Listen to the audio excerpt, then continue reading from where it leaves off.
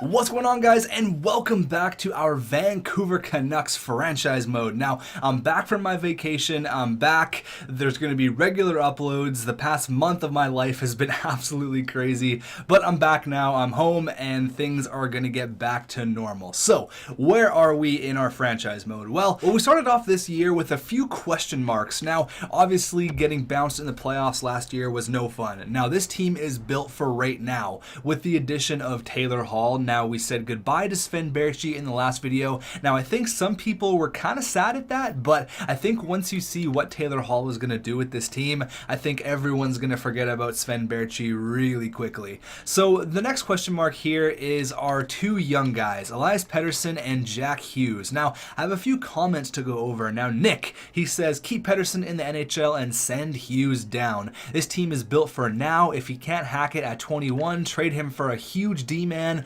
OEL, Provorov. Hughes will more likely pass Pettersson because of the difference between high and medium elite potential. I agree with you. So what I think I'm going to do, since Jack Hughes is only 19 years old, alright, there's no need to rush this guy. Plus, with our abundance of centermen we have with Gaudette, Hansel, Horvat, Johansson, we have Pettersson, and we have actually Granlund as well. There's no need to rush Jack Hughes. So what I'm going to do is I'm going to send Jack Hughes down. We're going to make a few line changes here while I go over the next comment from Dank Memes. And he says, get rid of Gaudette. He is in no way, shape, or form worth $5.5 million on your third line. I agree with you. Have Armov take his spot moving forward. You already have an overabundance of young centers. You don't need Gaudette. In my opinion, Pettersson is fine for the third line, but you have Hughes to go down to the AHL to play on the first line, at least until he's good enough to replace Hansel as your third line center. I would try Gauntz as your fourth line center to start the season. So thank you for the comment, and I agree with what you're saying. So Jack Hughes, you're going down to the AHL, buddy. You got your feet wet in the NHL. You got a little tiny taste of what it's like here in the show, but unfortunately, it's not going to work out. There's no need to rush you. We are going to bring up Arbamov, though. He is going to be the man. Or we could bring up Arbamov, or we could bring up Jonathan Deline. Now, he's 22 years old. I think his time is... it's almost right now. He could be a good fourth liner for us. I want to give him some NHL time because he's not going to grow as a second liner in the AHL. You know what? I'm going to bring up Jonathan Deline, and we're going to figure out what we're going to do with the lines here. Hold on. Let me figure this out. A trade may be coming. We're going to look at our defense here. Now that we have a lot of centers and you guys really brought that to my attention, let's figure out what we can do here. So Pettersson's going to go, where's Pettersson going to go? Pettersson's going to go there. I'm going to figure this out, and I'll see you guys in a second. Now, I'm having a look at the Columbus Blue Jackets here, and on defense, they are stacked. They have three top two defensemen in Zach Werenski, Seth Jones, and Ryan Murray. Now, I don't want Ryan Murray because he's kind of like Chris Tanev plus. You know, he's kind of that defensive guy, not going to put up a ton of points. We don't need another Chris Tanev, especially with Will Butcher and Olu Levy coming up. We don't need another one of those guys. Yes, he has the 88 overall, which is nice, but we really don't need it. Now, Zach Werenski, he's kind of the man, I feel like. He's 23 years old. He's the youngest guy. He's going to put up a ton of points. He's Columbus's number one guy. Now, if they have Werenski and Ryan Murray, that's kind of like a 1-2 punch. That's a really, really nice 1-2 punch there. And then they got Savard, and then they're going to have a guy that we're going to throw at them. So I think Seth Jones is kind of the perfect guy because he's good defensively. He's got pretty good defensive awareness at a 90. His shot blocking and stick checking are 90 plus, which is excellent. Physical category is great. His skating's great. His shooting is not the best, but it's still pretty good. And his puck skills are still really good as well. And I think he can kind of be the man. He got almost 50 points last year. He hasn't had less than 40 points since 2015. So the guy can put up numbers, right? So I think Seth Jones is kind of the man. he's on a pretty good contract, 5.4 for 2 years. So I think we're going to have to pay a lot to get Seth Jones, and I'm okay with that. So what we're going to pay is we're going to get rid of Chris Tanev, who is on the identical contract, 5.4 for 2 years. I'm okay with getting rid of Chris Tanev because we have players that can fit in Chris Tanev's role. Now, Adam Gaudette, we all know about Adam Gaudette. We were like fighting like crazy to sign this guy. We ended up signing him to a crazy deal. We're ready to get rid of Adam Gaudette because we have too many centers. And now we have to throw in the first round pick for this year. Now, like the comment said, and like I said earlier, we are built for this year. We are ready to win the Stanley Cup. It's our time. We are ready, all right? So a first, Adam Gaudette and Chris Tanev for Seth Jones. Now, the reason why I didn't put Nicholas Hjalmarsson in there is because he doesn't have the trade value that Chris Tanev does. I would love to keep Chris Tanev on the bottom pairing and get rid of Nicholas Hjalmarsson, but unfortunately, it's just not going to work. So I think this is going to work out perfectly. You're gonna have Olu Levy and Seth Jones as your 1-2. That's disgusting. That would be awesome. So will this trade go through? I have a feeling we're gonna have to add a little bit more. Trade rejected. Yeah, unfortunately, that's not gonna happen. So we're gonna add a little bit more. I can throw in a few of these guys, like this guy who was a second round pick from last year. Now he's definitely a project, low top 6. I don't mind getting rid of him. We can throw him in there for a little extra value.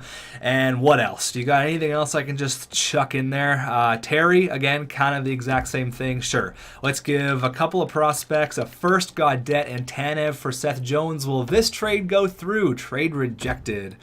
All right, we're going to have to make something happen here. So Tanev, Gaudette, a first, a nothing prospect, and a second.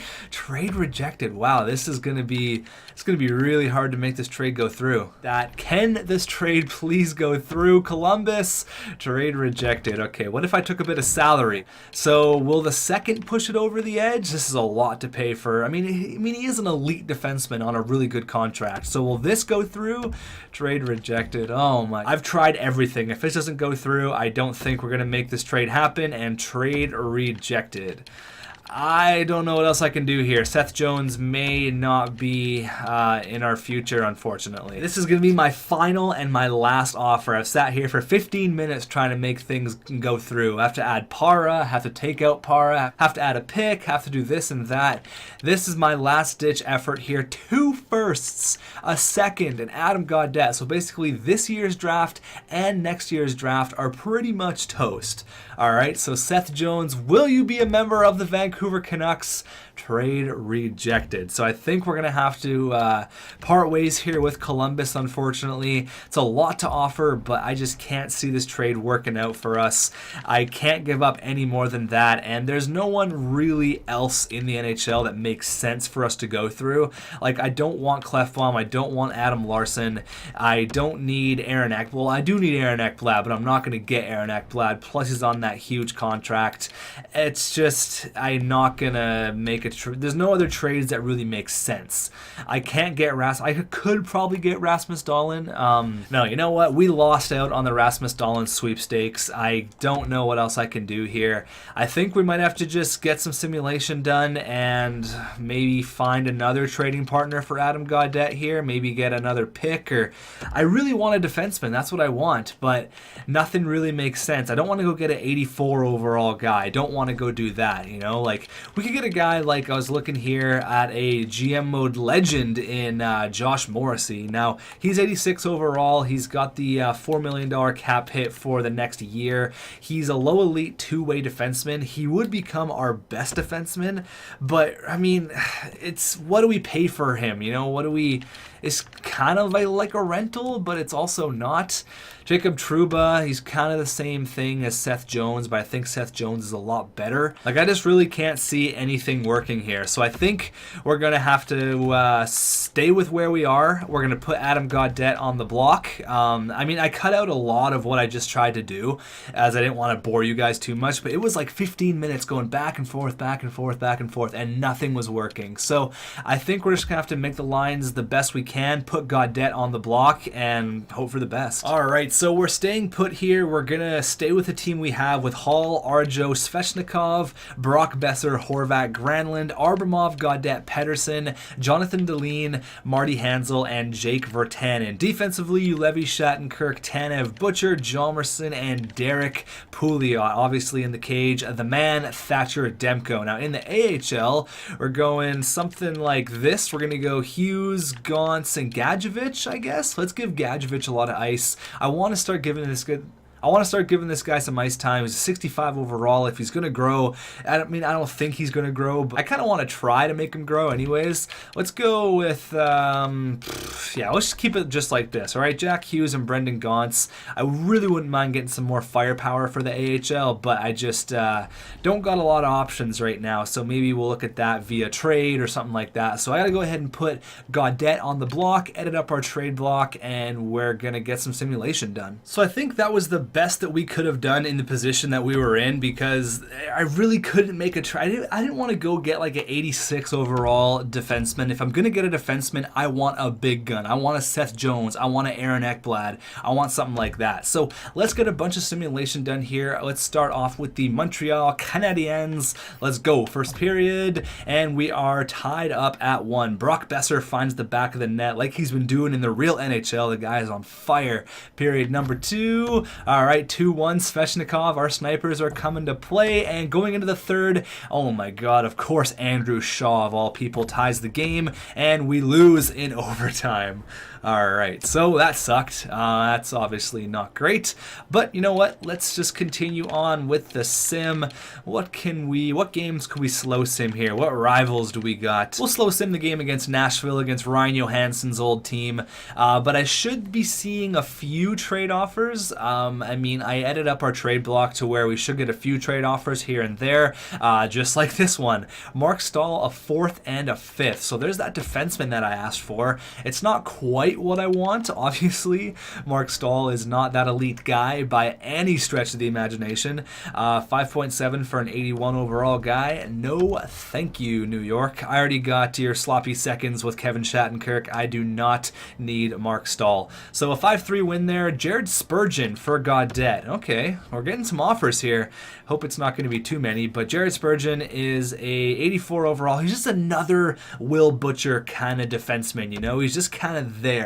He's just a good, decent defenseman. I want an all-star. I said I wanted a top 2. I don't want to pay Gaudette just for another defenseman that's just going to kind of fit in our system. I really want to I want to get that elite guy. I want a Carlson. I want a number 1. I want a top 2 guy, and I think I'm going to wait on that. I'm going to be very patient though, because like I said, we're built to win now. I think it'll be good if we wait. I don't want to overpay for someone quite yet. So let's go here up against Ryan Johansson's old hockey club. Let's go see if he's going to get his revenge on his old team. Period number 1.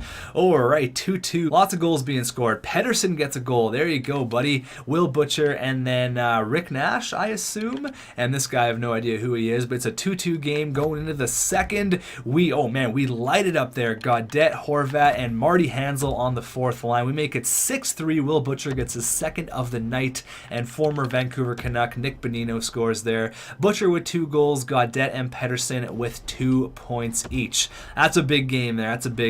That's a big victory. All right, let's get a bunch of sim done. Let's go one more month here up against the St. Louis Blues. So like I said, I don't want to overpay for a top defenseman quite yet. I don't want Jared Spurgeon. No, thank you. Maybe at the trade deadline, I'll get some of your guys' opinions, and maybe we'll see what we can do here. But we're playing really good right now. We're currently on a 4-game winning streak. Jack Johnson is not the defenseman I want. I specifically said I wanted a top 2. I don't want some older depth guy. That's the exact opposite of what I want right now. I'm also glad that we kept our draft picks for the next 2 years, because obviously we want to win right now. We're 10-3-2. We're doing all right in that department, but I also don't want to sacrifice our future that much. So Fitzpatrick, who is a low top 4 3rd-round pick for Arbomov. They also want to give me a few picks as well. A 5th and a 7th. No, I'm going to say no on that. How did we even get Arbamov? What did we trade for him? Forget what it was, but we are killing it right now. 11-3-2. Nope, I'm not interested in that. Unless it's like a top defenseman, I'm not even going to look at it. Thatcher Demko with a shutout there, 2-0 after a 7-2 victory. So, I mean, we are a really good team. I don't think that was a surprise to anyone. I think we're poised to go on a Stanley Cup run. Obviously, I built this team to where I can't really build it anymore. An elite defenseman would be ideal, but offensively we're stacked. Goaltending, we're just fine. I think we are good to go. So maybe we'll get another month of simulation done here. Let's have a look at how the boys are doing. Have a look at stats. Again, Arjo needs to shoot the puck more. Only 1 goal, but he's got 20 helpers, over a point per game. He just loves to pass the puck, man, and Svechnikov and players like Taylor Hall, they seem to be benefiting. But Taylor Hall, only 15 points in 22 games. Not terrible. It's not bad at all. But Horvat, Svechnikov, Granlund, they're leading our team.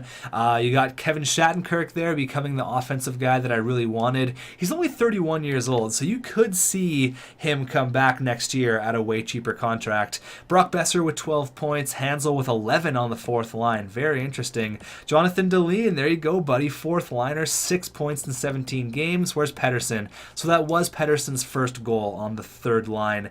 Pouliot's got 5, Jomerson, and Ulevi, only 2 points. I have him on the 1st line pairing as well. All right, interesting. Very interesting. I'll change up the defense a little bit, but Jack Hughes, 14 points in 20 games. Brendan Gaunce, 19 in 24. And then Henrik Samuelsson, 20 in 24.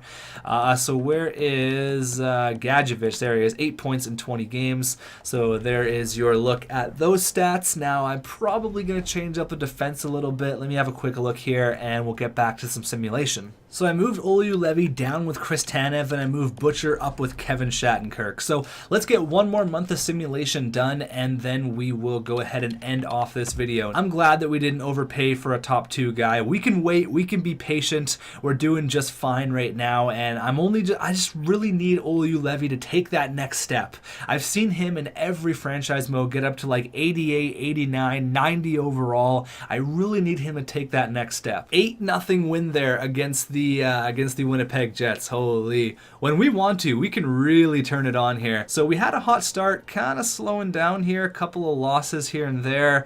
We need to get winning some games here, because 17, 12, and 12 is not looking that great. I do not want to give up Derek Pouliot. No, thank you. You win 1, you lose 1. You lose 3, you win 1.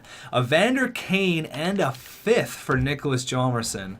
Oh, okay. I guess Hjalmarsson's got some value. Or maybe Kane is not very happy playing where he is. Yeah, his morale is low. So this could be another situation. You can see here his morale is way low. It could be another Ryan O'Reilly situation. But look how stacked the Buffalo Sabres are. Oh my God. Nicholas Hjalmarsson, he's got a big contract. See, this trade kind of makes sense. But where are we going to play Evander Kane? That's the thing. And he's having a great year. He's having a really good year. Like, why? Why? Oh, man. Okay, well, this is interesting. We could play Evander Kane on the 3rd line? I mean, he's listed as a 2nd liner. We could play him with Gaudette and Pedersen, and then kind of that would mean that, where is he? Where are you, buddy? Do you even have any trade value? Where are you? Apparently not.